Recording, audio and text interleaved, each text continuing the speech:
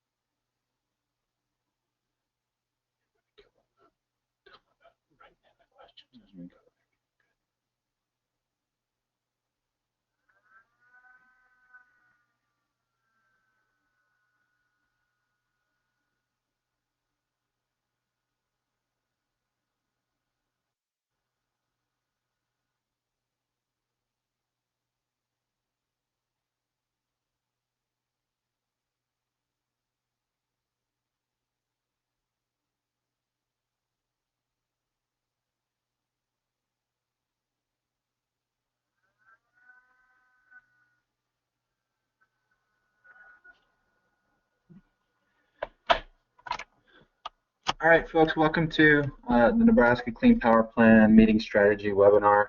Looks like there's 16 of us on there, so thanks to those of you who got on the call or got online. My name is Jordison. I'm going to be co-presenting the webinar along with John Atkeison here. I'm an organizer for the Sierra Club.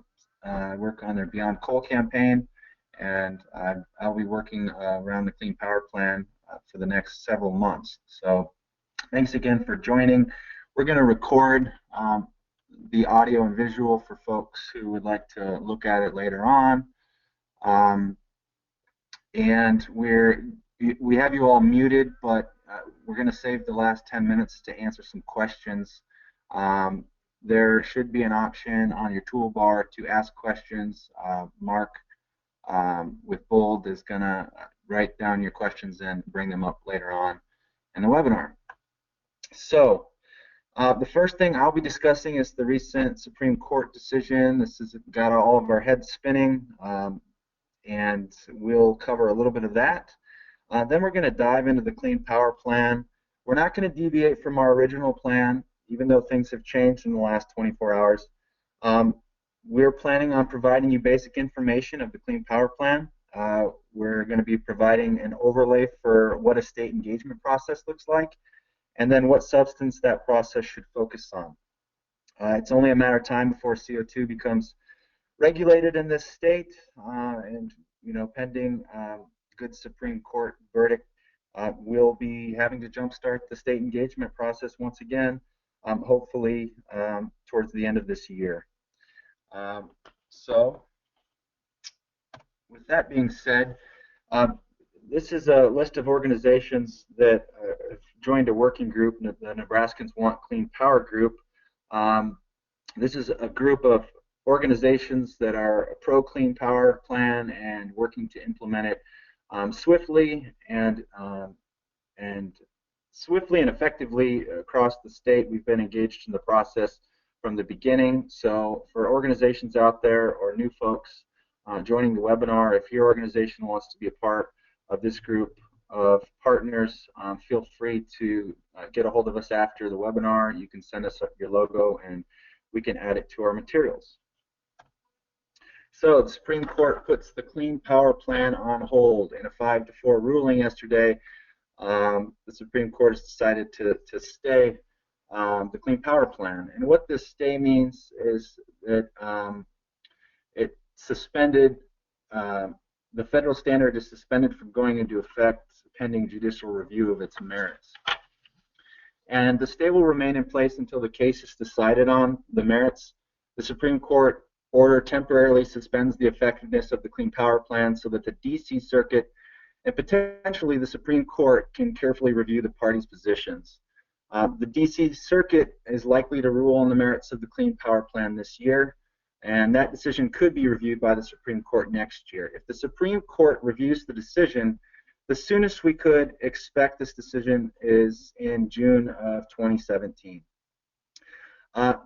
So that may pause, thus the pause may not be in place for a long period of time, and the stay does not mean that the compliance deadlines and emission reduction requirements under the Clean Power Plan will necessarily be delayed. But because the Supreme Court's order prevents the Clean Power Plan from going into effect until the entire litigation is completed, states will no longer be under an obligation to submit state plans in September 2016 like we were initially supposed to do. So states that want to continue their planning may do so, but unfortunately this morning the NDEQ and the governor's office put out a press advisory freezing their public process for engagement within their request for an extension on the 2016 deadline. So that would have pushed it back to 2018. The state had a series of public engagement meetings, and we will discuss that a little later on in the webinar, but as of now that has been placed on hold until the Supreme Court's decision. So we're going to dive into the Clean Power Plan right now. The Clean Power Plan is the federal rule under the EPA that would regulate carbon dioxide for the first time in our country's history. Each state had their own carbon emission reduction standards that they will have to meet, and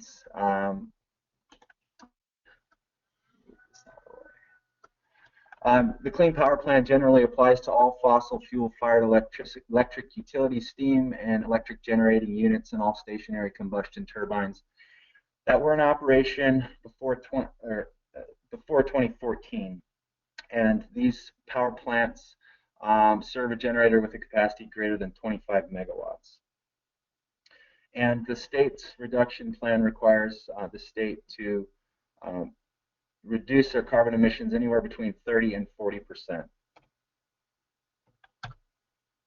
The reason we're targeting carbon emitters like coal plants is that the electric industry emits 31% of the country's carbon dioxide. I'm sure many of you knew that.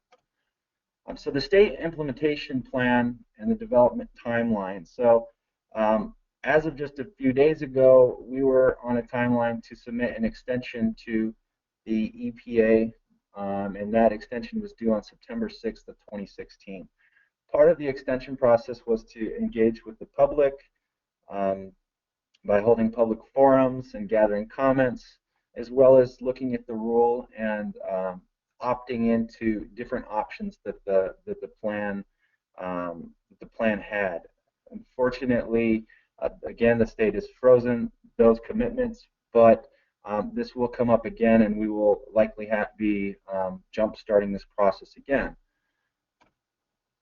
The benefits of the Clean Power Plan other than the obvious one, and that's to mitigate climate change, the EPA has come up with different health impacts. And so with the Clean Power Plan, we'll see reduction of premature deaths and asthma attacks, heart attacks, hospital admissions, and missed schools and work days.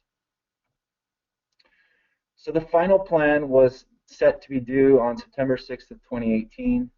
And this plan would identify all affected electric generating units, the emission standards and compliance methods, identify all applicable monitoring, reporting, and record-keeping requirements, describe reporting obligations, timelines, and require implementation of corrective measures if triggered. This is not unlike what we're already doing today with other EPA regulations, like the mercury rule, or how we regulate sulfur dioxide. So it's very similar to how we already control and abide by EPA regulations. So statewide CO2 goals. There are two ways of measuring our CO2 goals. I'm not going to go into that, but briefly, they're rate and mass-based goals.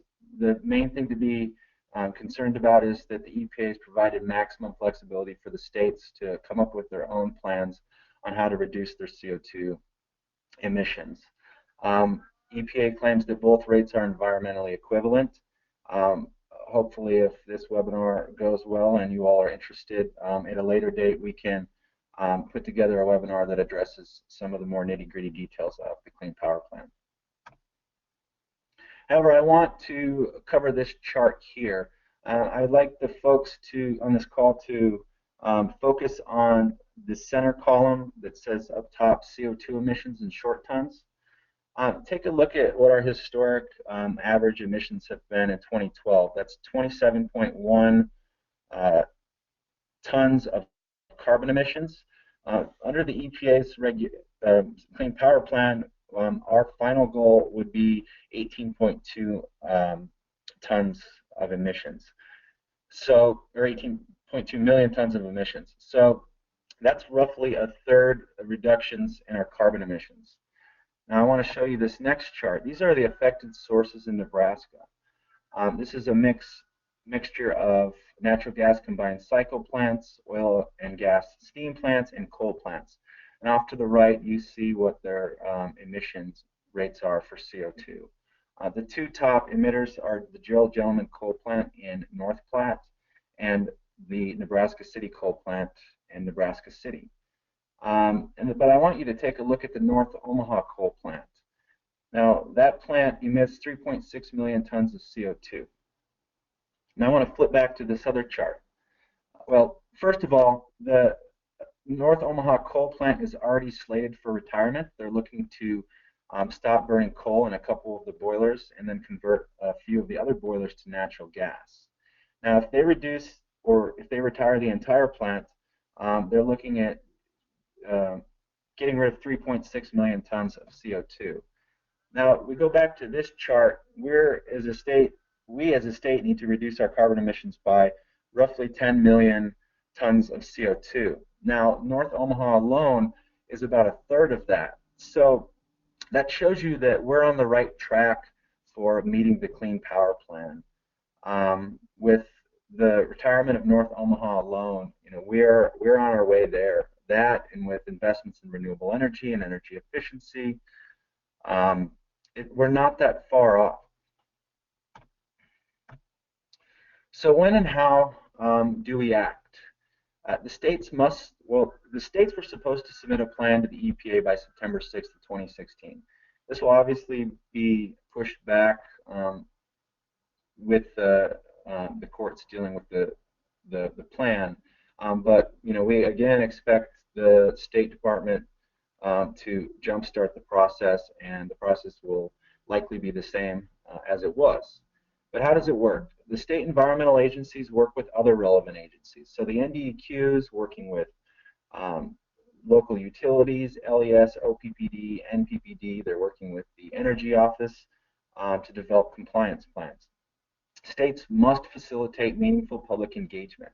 This is one of the requirements of the state to ask for an extension. and our assumptions are that they will ask for an extension when the courts have made their decision. We don't know what the timeline for that looks like, but it will be a similar process to what we had. So the state is to hold public hearings and receive public comments. Some of the key concerns for us advocates when this comes back up again is we need to maximize our co-benefits. And what I mean by this is while many communities will experience reduced emissions as dirty fossil plants are replaced by newer, cleaner generation, some plants could run more as a result of certain strategies. John will get more into this later on in the webinar, but basically, as a standard, we need to be looking at which plants are polluting which communities and be thinking about the most vulnerable communities. Not just that we're reducing our CO2 emissions statewide, but that we're looking to impact the health of those vulnerable communities. And then EPA does not specify how exactly states must engage the public, so it's up to us to monitor activities at the state's agencies for opportunities to participate, and we should push for greater engagement opportunities where they're not being provided.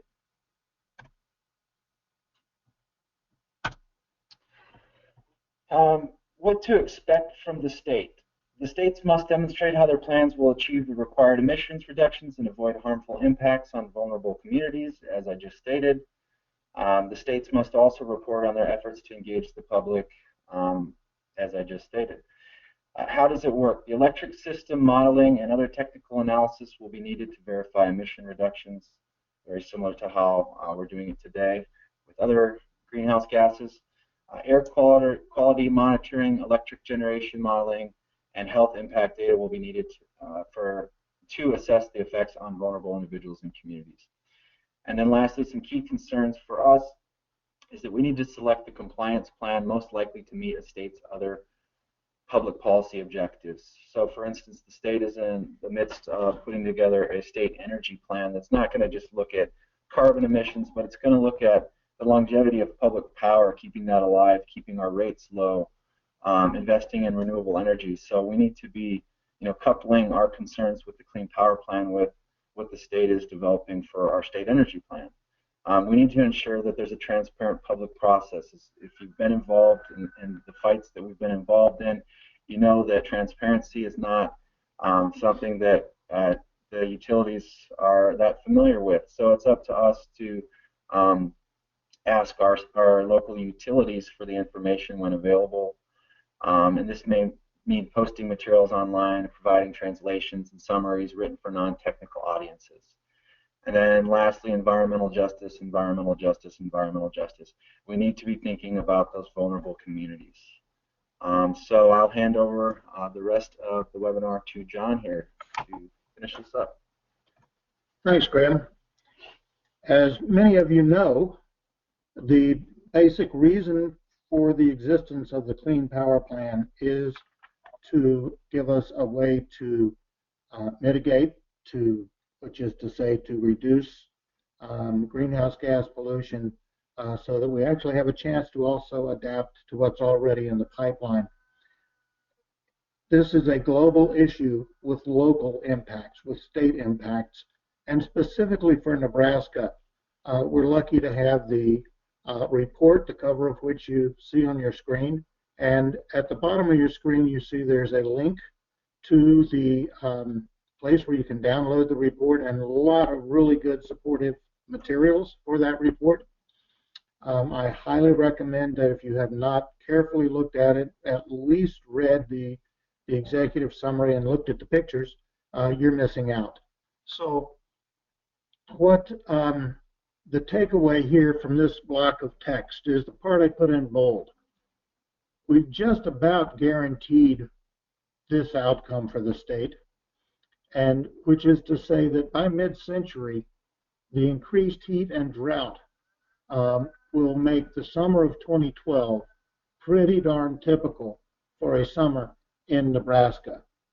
That is a sobering thought, and I want to talk about that a little bit so that we make it real for us, and we're able to make it more real, for the people we talk to in our state. 2012, summer. You see the national map here. It's a little hard to see some of the state outlines, but if you look at that dark, dark red blob in the middle of the country up at the top, the state that is entirely covered either by extreme or even worse, exceptional drought, that would be Nebraska. I remember being shocked that year when I got out of my car and put my feet on the ground, dropped a pin, and looked down, and there was one of those infamous Y-shaped cracks. It was just the ground was so dry and superheated that it broke open, and I noticed that those cracks were around for a couple of years. But this is what the drought monitor showed in September of 2012. Here's some numbers for you, and I'll just talk about the eastern part of the state because I think I know you can we can send this back around later, and you can really have a chance to look at it. We didn't have the worst of 2012. It was even worse from where we are down to the border and in the far southwest in Southern California and Nevada. But the text you see on the right-hand side is a number that is how many days equal to or above 100 degrees Fahrenheit in the summer of 2012.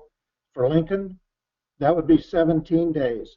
What we can usually expect, the average number of days equal to or greater than 100 degrees Fahrenheit, is 4.6.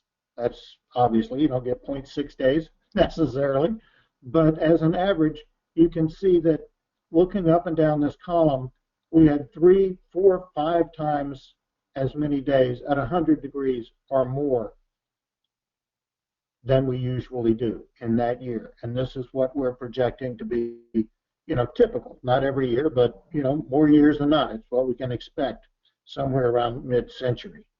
That's pretty sobering. You see that in Scottsbluff, that's 4 times, and North Platte even many more times. So that's climate change for real affecting us. Another effect that the heat and drought had is on groundwater. You can have, you can see on this map that the colored sections in the reds and browns are where groundwater levels dropped. You see in the white, which is normal, or the blue or light blue, that's where there was an actual increase. So you can see that the whole state was not affected drastically, but parts of all of the state, except for the heart of the Sandhills, were pretty drastically affected, including that red dot in the northeast quadrant of the state, where there were a couple of places that dropped 20, 25 feet, and I'm told in a couple of places it was even above 25 feet, and that's pretty drastic. So when I give this part of the talk in rural Nebraska, I make a point of saying, okay, so if 2012 had this result, and we saw in the newspaper, the Journal Star, a couple of days ago, that we're just now coming back up to the usual groundwater levels from what we went into this whole phase in spring of 2012. We're recovered from 2012 just about now because we had a fairly wet year in the past year. But from 1 year of that heat and drought, we had this hit. Okay, you've got that. What happens when we have 3 years, 5 years, 8 years out of 10 with this kind of heat and drought?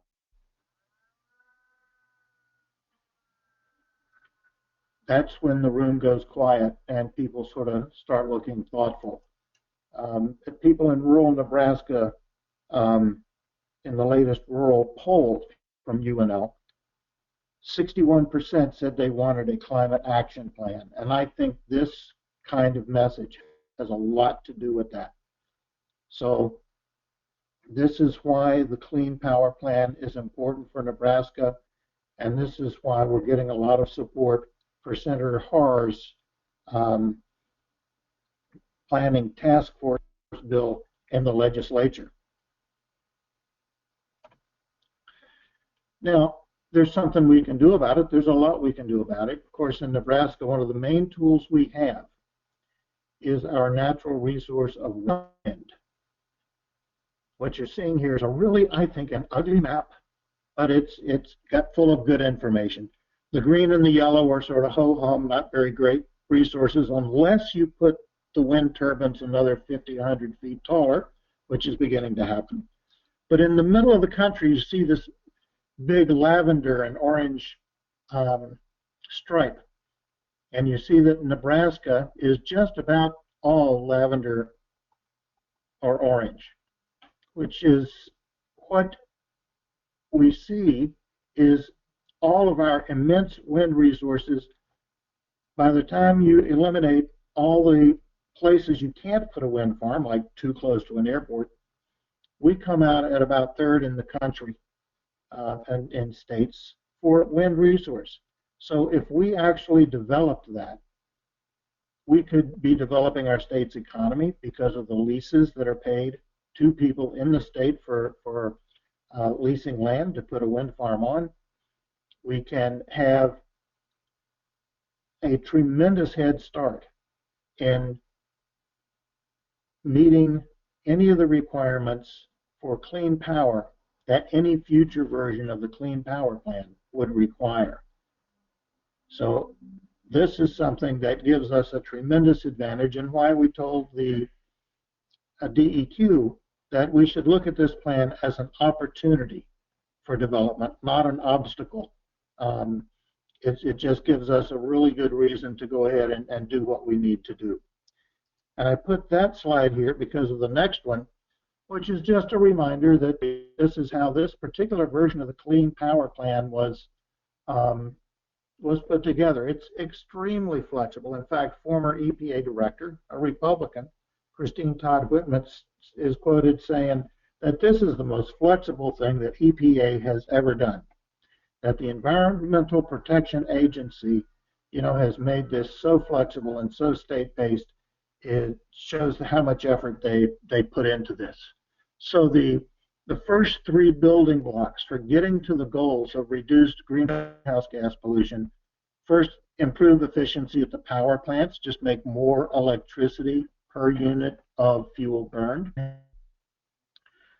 Shift the generation from dirtier coal to lowering greenhouse gas polluting natural gas. You can, at the power plant, if you only count at the power plant, you get about a 40% reduction of greenhouse gas pollution.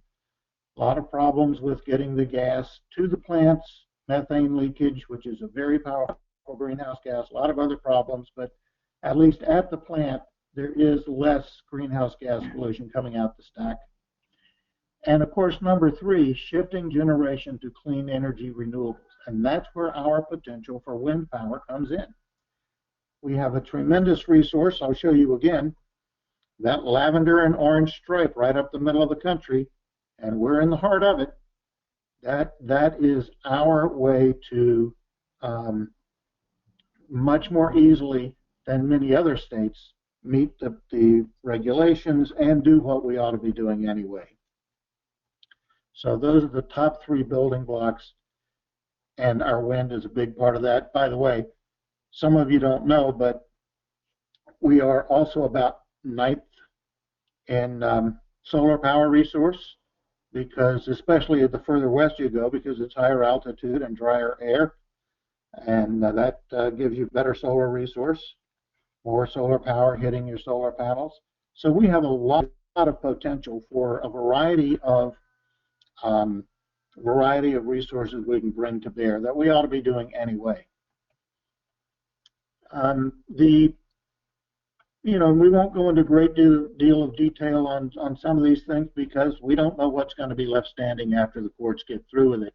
But basically, it's pushing to improve efficiency and to experiment with things like carbon capture and sequestration, biomass co-firing. And one thing we're looking forward to implementing, if we can find a way to do it at the Farmers Union, is to have a measurable, verifiable program for putting carbon out of the atmosphere and into the soils by changing farming practices.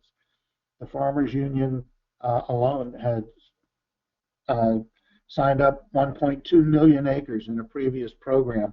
So this is not totally new territory. We can implement it fairly quickly, and you know, that could make a big difference for the plan and for the future. As Graham said, this is an environmental justice issue, and one of the most admirable parts or aspects of the Clean Power Plan is that it set forth requirements without telling states exactly how they had to do it, but they set requirements that there had to be fair treatment, there had to be some way that the state agencies were telling vulnerable communities what was going on. They had to be doing some kind of communications and informing people of what's going to happen. The second main point on this slide, the Clean Power Plan may negatively impact some vulnerable communities. Well, suppose the state wanted to, instead of shutting down North Omaha, they persuaded OPPD to keep running the North Omaha plant and instead shut down the older of the two units at Nebraska City. Well, you know, that may or may not be good numerically in terms of counting tons of CO2, but it would sure be a negative outcome for the people, primarily African American communities surrounding the North Omaha plant. So it's one of our roles to keep an eye on that and to you know, to see what we're doing as a state, and that's partly our responsibility. So in terms of health, we know that like in many other ways, those who have produced the least greenhouse gas pollution and benefited from it less are the ones that are getting hurt first. So, you know, we have to make sure that we're not just shifting the remaining greenhouse gas pollution and the things that go along with it to already vulnerable communities. So that's something that, again, we need to keep an eye on, however it turns out in the final plan. Again, the states are required by the plan to actively involve communities, to conduct outreach, to review the plans and the submission of plans and the details before it's too late with all the communities, especially the vulnerable communities, which is good for everybody, if I may point out. And then the preparation of the final plan, not just the drafts of the state, has to, in this version of the plan, conduct public hearings, and you know, they've got to be real. It's got to be concrete. If there's a need for translation, probably in our state, Spanish, although certainly in Lincoln there's a lot of different languages spoken. So provide translators when required, and let it be a two-way communication. Responses should be given to all the comments that come in about the final plans and the draft plans. And all of this needs to be communicated. And if you request an extension, which is built in to this version of the plan, then you know, you really need to be showing that you're not just stalling, that you are communicating, that the states can demonstrate that they're meaningfully engaging. One of the better features for Nebraska is the Clean Energy Incentive Program. Bottom line, if you do energy efficiency programs in low-income communities or provide more development for wind and solar, you can go further quicker on meeting the requirements of the plan. Here we see that if you put up more renewable energy as part of the share of your generation, then you get 2 extra credits. And for 2 megawatt hours saved from energy efficiency in low-income communities, we can double that. Again, from the state and the Environmental Protection Agency, we can get double credit for what we really ought to be doing anyway. And we should want to be doing it and seeing it as an opportunity. The CEIP, the incentive program we're talking here, is actually a reward for starting early, the 2 years immediately preceding the official beginning of the planned time period. So you're rewarded for beginning early. And this benefits the environmental justice aspect. Only energy efficiency in low-income communities qualify, and they're double the credit. So, there's good practical reasons for doing this, because vulnerable communities, low-income communities, have less access to the financing for energy efficiency. They're less resilient to any unintended negative consequences that might come about. And for years, decades now, they've suffered a disproportionate amount of air pollution and this is true worldwide, suffer disproportionately from the impacts of climate change.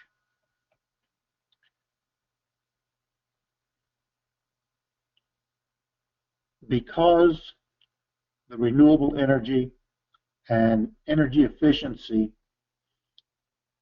measures can only be done locally. You can only install solar panels on a house here. You can't outsource that to China. Some of those solar panels are going to be made in China, but by God, they have to be put on your house here. And the same is true of the weatherization. You can breathe easier here because you're reducing pollution. And by God, we all need some lower energy bills, because there's a lot of people who are still in great financial distress, economic distress, because many of us have not recovered from the long depression. So as I said, you've got to reserve a place for the Clean Energy Incentive Program, and you submit a draft plan, and the final plan has to say how that's actually going to be done. So energy efficiency, as most of you know, is how we refer to the process of reducing the amount of energy used to get a certain benefit. It costs less to heat a house. Same heat, less use of energy, less cost. That's the one most people think of, and it's a good example. And of course, with less energy, you're producing less greenhouse gas pollution when you're using fossil fuels. So that really is a very good way to meet the goal of reducing greenhouse gas pollution. Here's the president of the Sierra Club pointing out that it is an opportunity to build a cleaner, stronger, healthier, more just country for everybody. And that's how we shall look at it. And that's taking a positive, a justifiably, honestly positive view of this clean power plan, and we certainly expect similar thing to be from in all versions of it. Excuse me. So here's what the schedule was before today for the meetings by the DEQ, and I think that sooner or later we can see something like this happen again.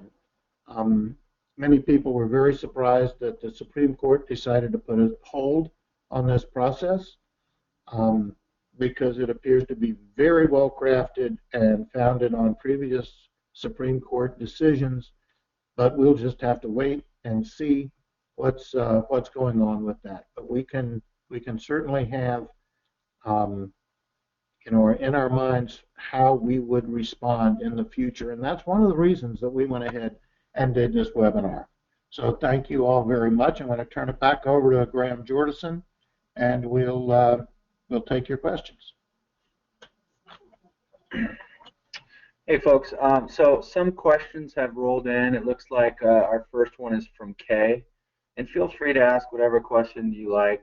I know that this was a very brief overview of the Clean Power Plan, and it's an incredibly complicated rule when you really get down to it. It's not that complicated when it comes to getting ready for asking for an extension and engaging low-income communities and you know, looking at what each individual utility can do. But there are, you know, if you can make it as complicated as you want to, really. So we've tried to make it simple for you all. I know that many of you probably knew a lot of the things that we discussed tonight, but for those of you who didn't, we appreciate you joining us. So we're going to go ahead and answer some questions. So Kay asked a question. The first question is, what are the goals of this group related to the Clean Power Plan, specifically between now and when the Supreme Court hears the Clean Power Plan case? So I think there are a few goals of this group. We obviously want an engagement process that is fair to all of the stakeholders. We would like to maximize that engagement with the NDEQ and with the local utilities. Asking the local utilities for an integrated resource plan is a great option in the intermediate time between now and when the Supreme Court makes that decision. Each utility, every 5 years, comes up with an integrated resource plan. They look at some of their most vulnerable assets. They look at EPA regulations. They look at the age of their coal plants and what it would cost to upgrade them to install pollution reduction equipment. NPPD, for example, has not, it was supposed to be starting an IRP process this year. In the past, when we look at these integrated resource plans, utility by utility, typically they show us that the lowest cost option is partial retirement of some of these coal or these carbon emitting coal plants. And they show us that investments in renewable energy and energy efficiency are cost effective. And a lot of times these IRP processes are the ways to which we will achieve the Clean Power Plan. That's a very good start. And in fact, it's not a very big ask, because most of the utility folks will tell you that compared to a decade ago or 20 years ago, where you were able to do a regular IRP cycle, now it's actually fairly constant. They're always looking at things because stuff has been changing very, very rapidly. The incredible drop in price for clean renewable power, wind in the first place with solar following along behind, you know, that's a game changer. And everyone knows that this will be back in some form or other, and I've heard that from a number of the folks in the utilities. The 2-year delay, actually, if you looked at it, was sort of built into the plan to begin with. There was a 2-year prep time. So it's possible that we will not fall very, very far behind the original schedule. So, you know, we can say, don't stop what we've been asking for. Don't stop organizing. Don't stop asking for more renewable power. Let's say we have the opportunity to get ahead of the game. And, you know, frankly, this is a great plan, but it doesn't get us exactly where we need to go as quickly as we need to get there. So let's keep hurrying. Let's move ahead. Without getting too much further into the engagement process, you know, the way the NDEQ constructed the original process that they froze this morning, it happened rather quickly. So this does give us some more time to engage with decision makers, with different state agencies, with different utilities, and really craft that engagement process how we want it to look like. And I'd say lastly, the goals for this group, many of the organizations listed above or previously are focusing on legislative bills that will help move the CPP along. There are bills in the legislature right now that, if they go through, it's going to make it much easier for our state to comply with the Clean Power Plan. The next question that was asked, what is the source of the statistics that were mentioned early in the webinar? The EPA actually put those statistics out. So I don't know if they had their own folks do the modeling, or specifically where that research came from, but the Environmental Protection Agency are the ones that put that up on their website for the Clean Power Plan. Any other questions that any folks have? You can type them on the toolbar to your right where it says questions.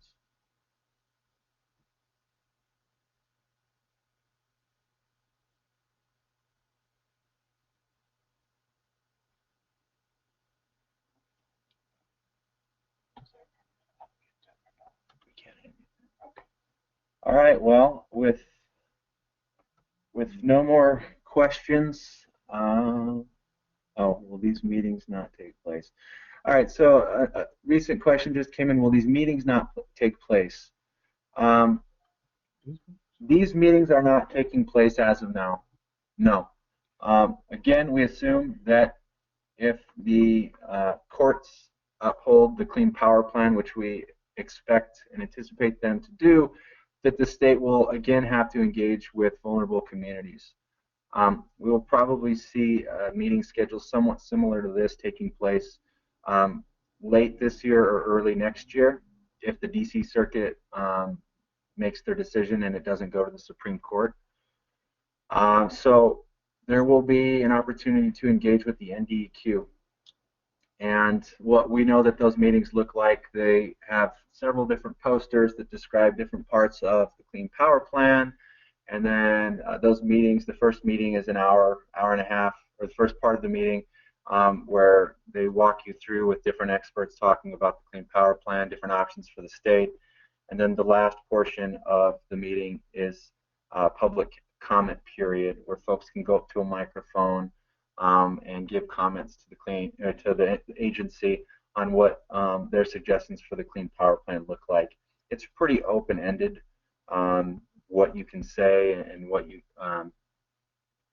it's pretty open-ended. They take your comments down, and our hope is they implement the process with the input that they've gotten in these meetings. This is very similar to how NPPD did its generations options analysis meetings a few years ago. And, you know, one of the things we did then was a few of the groups chipped in, and we got a meeting room sometimes immediately next to the NPPD meeting room, and we had our own program. It infuriated some of the people at NPPD, but we spoke with our own voice, and we were very friendly and positive, and I think it worked out just fine. That's something we might want to think about doing again. It came up, but things were just happening too fast, which is no accident, I think. And there's another set of meetings some of you are involved with, the Clean Energy Omaha and Clean Energy Lincoln groups that have scheduled meetings. We're reevaluating that. I'm almost certain that what we will decide to do with those meetings is go ahead and have the meetings. We need to consult. We want to have an opportunity that we will use to bring people up to date on what the legal analysis is. And there's always unfinished business in Omaha. There's a continuing discussion of what the next steps are around the rate restructuring. And let me just put in another plug here that this is an election year, and whoever you support, look at their energy-related plans, their climate-related plans, and whatever they are, you know, make sure they improve them. Put some pressure on. Make sure they know that you and other people are very interested in these issues, because otherwise, energy and climate somehow still get dropped off the bottom of the list and do not get seen as a priority. I know that my favorite candidate has an okay plan, very good basics, but they still need to ramp it up. And the business as usual candidates definitely need, in my humble opinion, to have their cage rattled pretty loudly. So that is a thing we can put our energy into in a way that is important, because this is a very unique year for policy, because it's a unique year for politics. Another question came in: are the tax credits for rooftop solar still in effect?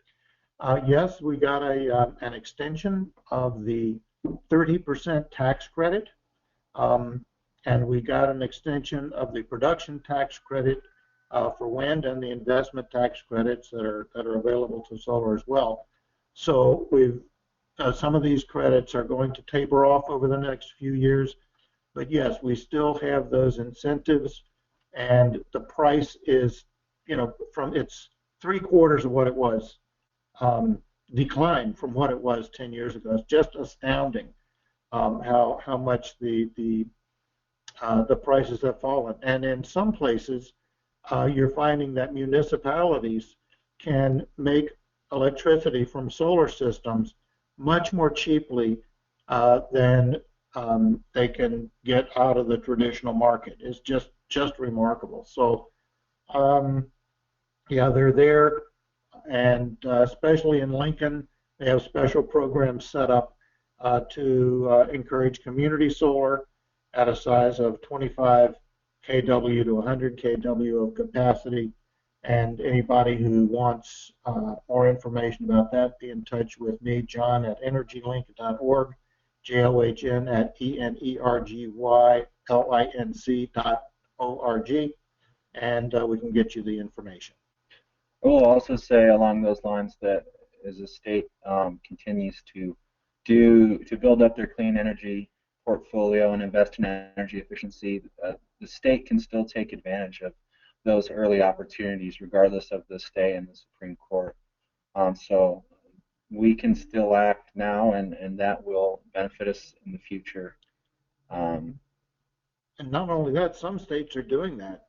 Colorado just announced, and was it Montana as well, announced they were going to go ahead because they thought Montana won't be going ahead, but no. they have identified climate change as a crisis and said they would work on